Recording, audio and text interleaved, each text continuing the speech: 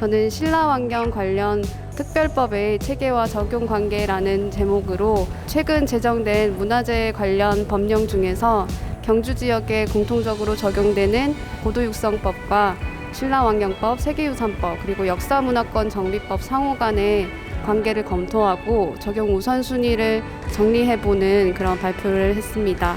감사합니다. 오늘 발표 주제는 세계유산 신라환경의 탁월한 보편적 가치 속성 분석에 대해서 진행을 했습니다.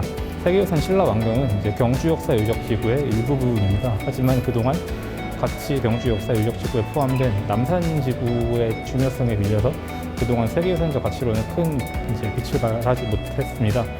하지만 2012년에 경주 역사 유적 지구에 대한 탁월한 보편적 가치 기술문이 소급 작성이 되면서 신라환경의 중요성이 다시금 부각이 되었는데요.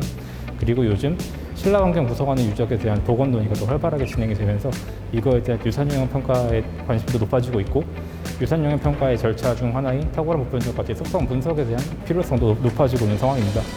저는 이를 위해서 그 탁월한 보편적 가치라는 개념이 어떻게 성립되고 어떻게 변화했는지에 대해서 분석을 하였고, 그리고 해외의 탁월한 보편적 가치 속성 분석 사례를 통해서 그렇다면 이제 우리가 OUV 속성 분석을 어떤 식으로 해야 할까라는 분석들을 도출을 하였습니다. 그리고 이 분석틀에 맞추어서 특성 범주와 그리고 이제 개별 특성을 도출하였고, 이를 통해서 이제 신라환경을 구성하는 개별 유산에 대한 탁월한 보편적 가치 속성 분석을 진행하는 것이 오늘 발표였습니다. 감사합니다.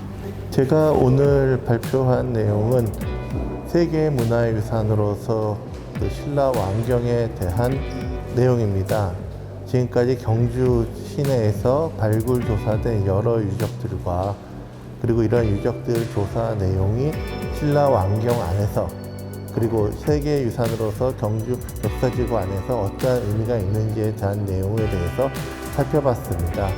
먼저 중장기적인 발굴 조사는 국립경주문화재연구소를 비롯한 국가기관에서, 그 다음에 일반 소규모 발굴 조사는 발굴조사 전문 법인을 통해서 이루어지고 있음을 설명했고, 이러한 발굴조사 결과 중소규모 발굴, 특히 시내에서 이루어지는 국비지원 발굴조사 같은 경우에는 부분 발굴조사가 이루어지기 때문에 경주 시내 유적의 전모를 밝히기에 한계가 있음을 재확인했습니다.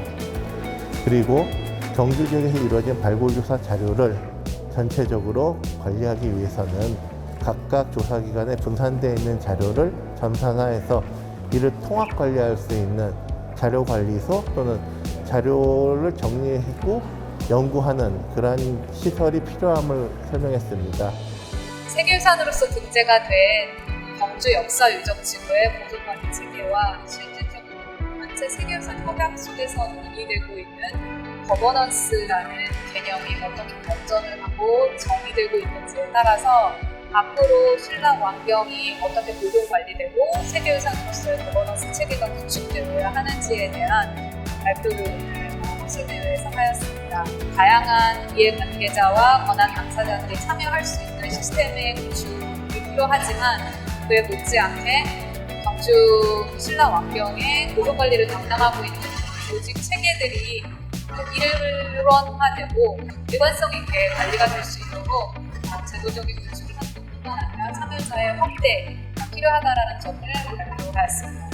오늘 발표한 내용은 세계유산인 신라환경의 경제적 가치의 측정과 그 활용에 대한 부분입니다. 문화유산이 과연 경제적 가치로 환산할 수 있는가라는 주제인데, 신라환경을 경제적 가치로 추정할 수 있는지, 추정할 수 있다면 어떤 방법으로 어떻게 추정해야 되는지, 그리고 현재 연구가 진행됐던 부분에 대한 사례들을 정리를 했고, 실제 수행했던 사업 중에서 신라환경 8대 유적에 대한 경제적 가치 산정하는 것과 그다음에 월성에 대해서 경제적 가치를 추정했던 부분들을 정리했고, 그 다음에 그럼 과연 앞으로 어떻게 가야 되느냐, 이런 부분에 대한 발전 방향에 대해서 설명을 드렸습니다. 제가 이제 발표했던 내용의 중심적인 내용이라고 말씀을 드릴 수가 있겠습니다.